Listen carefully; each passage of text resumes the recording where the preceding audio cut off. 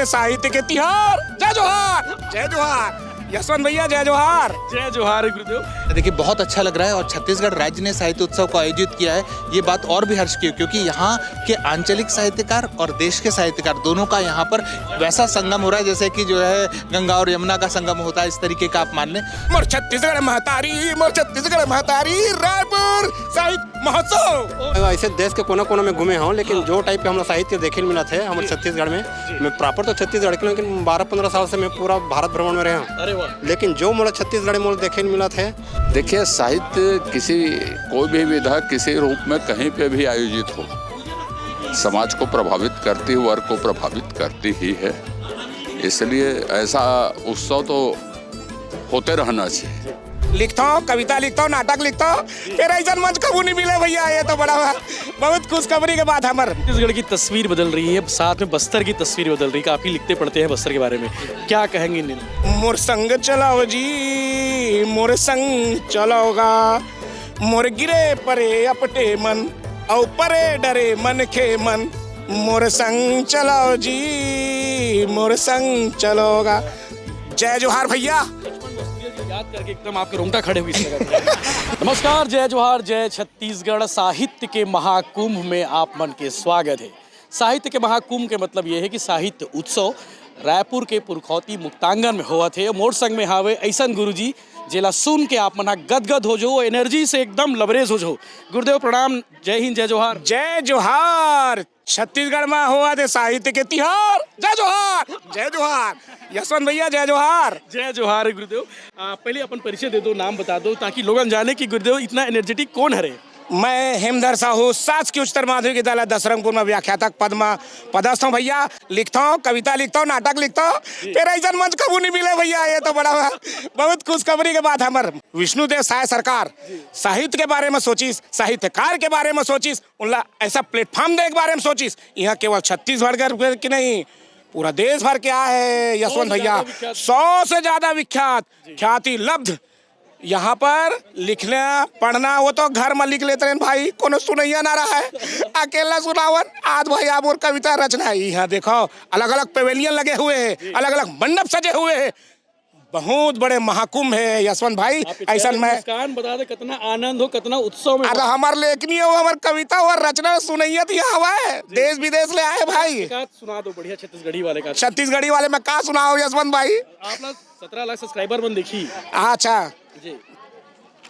मोर छत्तीसगढ़ महतारी तोला बंदो बारी बारी, मोर छत्तीसगढ़ महतारी तोला बंदो नर नारी, तोर को रामा पैदा हो इसे पदुम लाल पुन्ना लाल बख्शी, औ सुंदर लाल शर्मा जी, औ हमन सब तोला कैथन महतारी। मोर छत्तीसगढ़ महतारी, मोर छत्तीसगढ़ महतारी, रायपुर साहित्य महोत्सव। बहुत बढ़िया, आनंद आ गया। जय जोहार सर, एकदम बढ़िया। जय जोहार यशवंत भैया। क्षेत्र से विजय शर्मा जी के क्षेत्र से। हाँ भैया, ओकरे क्षेत्र से आओ।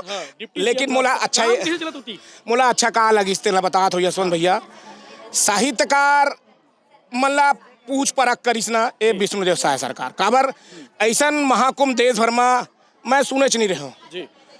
छत्तीसगढ़ में पहली बार लेखक, कवि और जिन लिखते पढ़ते नाटक, साहित्यकार मन, लेखक इमल हमन किताब भर मत पढ़त रहन स्कूल में और बस। लेकिन उखर मन के यहाँ जब देखो पुस्तक मन सजाए गए, वहाँ पुस्तक मेला लगे है, अलग अलग ओपन माइक है। ओपन माइक जाओ, जौन तोला बोले लगते तोर दिल में है तेला बोल दे भैया ओपन माइक में, कविता के रूप में, रचना का रूप में। तोला लगते तो मंडप में जा, तोला लगते पूरा सजे हुए भैया। ये पूरा पुरखौती मुक्तांगन साहित्यकार मन से भरे पड़े है। यही ताय महाकुंभ, यही महाकुंभ है भैया। बताओ एक पहली, आप तो बहुत पुराना आदमी हो, पुराना चावल हो आप। अतक दिन में अभी अतक बड़े उत्सव कहीं और देखे रहो कर पहली? नहीं यशवंत भैया, मैं सुने नहीं रहे हो। कवि सम्मेलन हुए भैया, वो मजा आओ। छोटे मोटे रात निकाल के सुनैया कम और ज्यादा है तो जिन ख्याति प्राप्त है तेखल सुने पर ज्यादा जाते जी। लेकिन यहाँ वो मतलब बकायदा मंच दे जाते, सुबह से लेके शाम तक अलग अलग प्रकार के गतिविधि। छत्तीसगढ़ सरसन के ये बहुत बड़े महती उपलब्धि है। अब मैं तो ये भी कहता हूँ, ये छत्तीसगढ़ के माटी में साहित्यकार भरे पड़े हैं, साहित्य भरे पड़े हैं, ओला ऊपर लायक काम करी और नवा पीढ़ी मना अब साहित्यकार बनी, बिल्कुल बनी और ज्यादा से ज्यादा बनी, साहित्य के प्रति रुचि बढ़ी, यही बात है। ये महोत्सव करे से ये फायदा हुई कि युवा पीढ़ी है व्हाट्सअप देखा थे, मोबाइल में बिजी हवे, तेन में थोड़ा बहुत लिखे पढ़े भीड़ ही भैया, कविता लिखी, रचना लिखी और जनता के बीच लाई, ताकि ये समाज हमा वो अपन बात ला रख सके, अपन चेतना ला रख सके, व्यूअर्स बढ़ाए का होई भाई, वो तो कम थोड़ा कम दिन के थे, लेकिन लोक गाथा, लोक कविता वो अजर अमर रही थे। दावा कर सकता हूँ कि वीडियो देखे के बाद, वो भी स्पेशली आपके वीडियो देखे के बाद बहुत जल्द मोटिवेशन मिली लिखे पढ़े के। दाऊ एक आध गाना वाना तक गुनगुना था इसका? ना हिंदी में बोलूं भाई नहीं, छत्तीसगढ़ी में है ना, हिंदी वाले भी लक्ष्मण मस्तूरिया जी याद करके कहा मोर संग मैं तो ये कही था मोर छत्तीसगढ़ शासन हाँ जैन प्रकार के आयोजन करे है, ऐसने आयोजन लगातार हुआ है, हाँ। ताकि लेखक मन हर 6-6 महीना करन दे होन दे, ये हर महीना महीना में हुआ है और हर जिला में हुआ है, हर जगह जगह होए, ताकि साहित्यकार सामने आवे, ओकर रचना सामने में आवे। तो मैं छत्तीसगढ़ के एक गाना बोले तो मैं गुनगुना ही देता हूँ, मोर संग चलाओ जी मोर संग चलाओगा, मोर गिरे परे अपटे मन औ परे डरे मन के मन, मोर संग चलाओ जी मोर संग चलोगा। जय जोहार भैया। लक्ष्मण मस्तूरिया जी याद करके एकदम आपके रोंगटा खड़े हुए इस जगह। नहीं, वो उन्होंने जो लिखी हुई थी रचना, वो गीत है, वो दिल को छू लेता है आज भी। गाना अमर है, उसका नाम अमर है। यस, यही मैं कहना चाहता हूँ कि लोक गाथा, लोक गीत, वह एक बार जो लिखा गया वो अजर अमर है। अजर अमर है।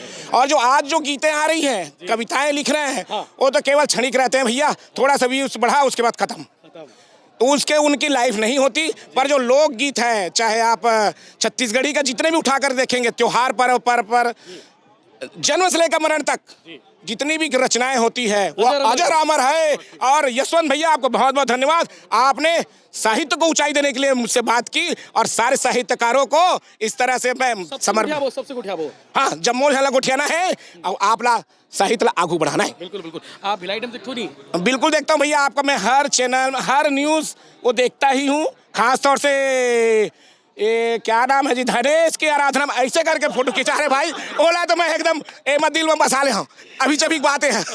Thank you sir. धन्यवाद गुरुदेव, मजा आ गया, आनंद आ गया। साहो जी बिल्कुल। तो साहित्य उत्सव के जो ये उत्सव है जी महाराज जी, गनलाल साहू। क्या नाम है? गनलाल साहू। कहाँ से वहाँ? मैं तामासिनी अबनपुर से। कैसे लगा उत्सव देख के? अरे बहुत बेस्ट भाई, बहुत अच्छा लगा था। हाँ, आनंद आ गए? बहुत आनंद। मैं तो ऐसे कोई जगह में ऐसे देश के कोना कोना में घूमे हूँ, लेकिन जो टाइप के हम लोग साहित्य देखे मिला थे हमारे छत्तीसगढ़ में, मैं प्रॉपर तो छत्तीसगढ़ के, लेकिन 12-15 साल से मैं पूरा भारत भ्रमण में रहा हूँ। अरे वाह। लेकिन जो मोला छत्तीसगढ़ में देखे मिला थे, तो कहते ना मैं अपन गाँव छत्तीसगढ़ सबले बढ़िया। हाँ, और एक ठन गाना भी अच्छा चलते वो कर का चंद्राकर के है मोला स्वागत है। पैरी के धार महानदी है अपार तुयावती हरे जय हो छत्तीसगढ़। मैं ज़्यादा बोले तो नहीं, आप ही गुरुदेव आनंद आ गए। तो एक से बढ़कर एक लोगन है, एक से बढ़कर एक, हाँ मैं सेल्फी लूँ, एक से बढ़कर एक कथाकार साहित्यकार सबो जन आए है। अभी और गोड बात करबो, वीडियो में अपना बने रहो।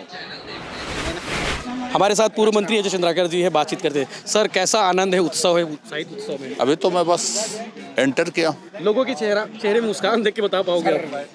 देखिए, साहित्य कोई भी विधा किसी रूप में कहीं पे भी आयोजित हो, समाज को प्रभावित करती है, वर्ग को प्रभावित करती ही है, इसलिए ऐसा उत्सव तो होते रहना चाहिए।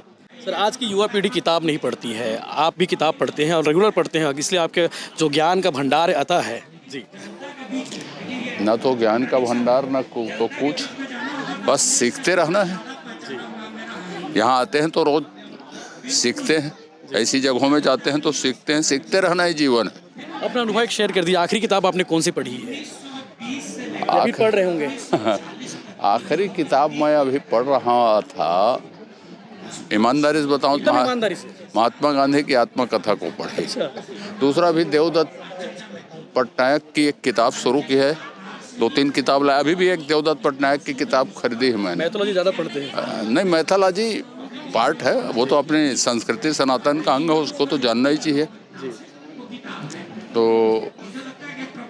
ये है। जी जी जी। और बताइए। बाकी सब खैरियत है, आप बताइए, सरकार बढ़िया चल रहा है, सब सही चल रहा है? आज तो सरकार के बारे में क्या बात करेंगे, आज तो साहित्य में, उत्सव में, आनंद में बात करें। और विष्णुदेव सरकार को हम बधाई देते हैं कि इतना बढ़िया आयोजन उन्होंने रायपुर में करवाया है, नौजवानों को अवसर दिया है। बिल्कुल, थैंक यू वेरी मच। बहुत धन्यवाद सर। अजय चंद्राकर जी थे और फिलहाल इन दिनों वो महात्मा गांधी की किताब पढ़ रहे हैं, साथ ही साथ मैथोलॉजी पर भी वो लगातार पढ़ रहे हैं। ज्ञान का भंडार लेकर चलते हैं क्योंकि वो पढ़ते हैं, और इसीलिए उन्होंने युवा पीढ़ी से कहा कि मोबाइल के साथ साथ पढ़ाई बहुत ज़रूरी है।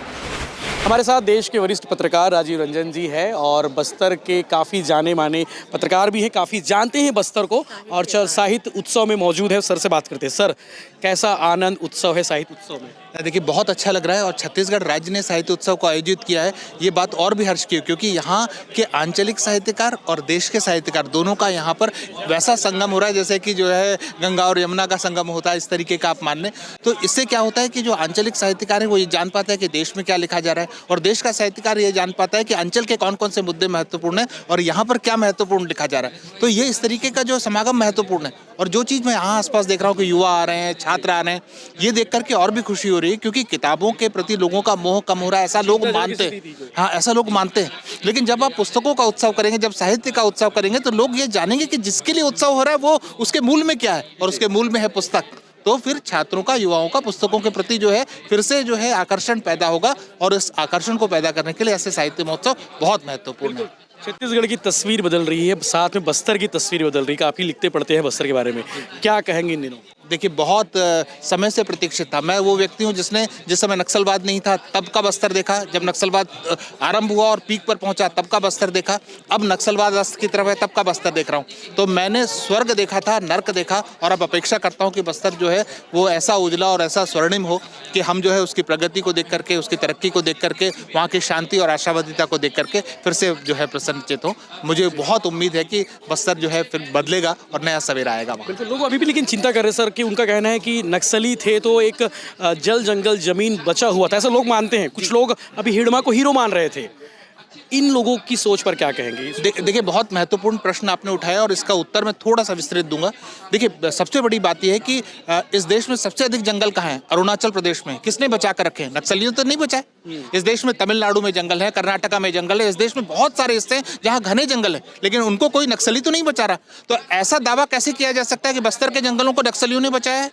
ये एक नैरेटिव है, और इस नैरेटिव को आपको समझना पड़ेगा, क्योंकि आप ध्यान रखिए कि वामपंथ जो है केवल बंदूक से नहीं लड़ता, कलम से भी लड़ता है, और कलम वाले इस तरीके के नैरेटिव्स बनाते हैं। ये ठीक है, स्वाभाविक है कि जैसे ही बस्तर में शांति होगी, हो सकता है कि यहाँ पर कॉर्पोरेट्स आए, हो सकता है कि यहाँ पर इंडस्ट्रियलिस्ट आए और आने की कोशिश करें। लेकिन मैं आपको याद दिलाना चाहता हूँ कि टाटा क्या बस्तर से बाहर नहीं गया? क्या यहाँ पर बहुत सारे स्टील प्लांट प्रपोज हुए, वो बस्तर के बाहर नहीं गए? क्यों बाहर गए? क्योंकि उनको क्लियरेंसेस नहीं मिले। क्लियरेंसेस क्यों नहीं मिले? क्योंकि कोई भी परियोजना आएगी तो उसको वन स्वीकृति लेनी होगी, पर्यावरण स्वीकृति लेनी होगी, वहाँ पर आपको बहुत सारे लोगों से राय लेनी पड़ेगी। वो 5वीं अनुसूचित क्षेत्र है, वहाँ पर ग्राम सभा करानी होगी, ग्राम सभा के 80% लोगों की स्वीकृति लेनी होगी। इन सब के बिना क्या कोई भी परियोजना लग जाएगी? जब नहीं लग सकती तो फिर हम उस नैरेटिव के जाल में क्यों उलझते चले जा रहे? हो सकता है बहुत सारे प्रस्ताव आएंगे ही, क्योंकि जो है जब आप प्रगति की तरफ आगे बढ़ेंगे, सड़क बनाने का प्रस्ताव आएगा, बिल्डिंग्स बनाने का प्रस्ताव आएगा, स्कूल बनाने का प्रस्ताव आएगा, खनन के लिए प्रस्ताव आएंगे, उद्योगों के लिए प्रस्ताव आएंगे, ये सभी प्रस्ताव आएंगे और समय की कसौटी पर परखे जाएंगे। तो इसलिए प्रोपेगेंडा क्रिएट किया जा रहा है। बिल्कुल मैं कह रहा हूँ कि जो है नक्सलवाद को जस्टिफाई करने का प्रोपेगेंडा पैदा किया जा रहा है, इस तरीके के नैरेटिव्स। हाँ, हमको जल जंगल जमीन की लड़ाई लड़नी है, लेकिन हम उसको वामपंथी एंगल से या नक्सल एंगल से क्यों देख रहे हैं? हमको ये देखना है कि क्या चीज़ सापेक्ष है और क्या चीज़ गलत है ना? तो वो दृष्टिकोण हमको रखना चाहिए। नैरेटिव में मुझे नहीं लगता कि में उलझना चाहिए, ज़रूरी है। थैंक यू सर, मिलकर अच्छा लगा और आपके विचार बहुत अच्छे लगे। Thank you very much, thank you. तो लगातार जो है साहित्यकारों का जो है जमावड़ा होते जा रहा है और एक से बढ़कर एक साहित्यकार अपनी बातें रख रहे हैं, और आपने रंजन साहब को सुना कि उन्होंने किस तरह से बस्तर पर अपनी बातें रखी।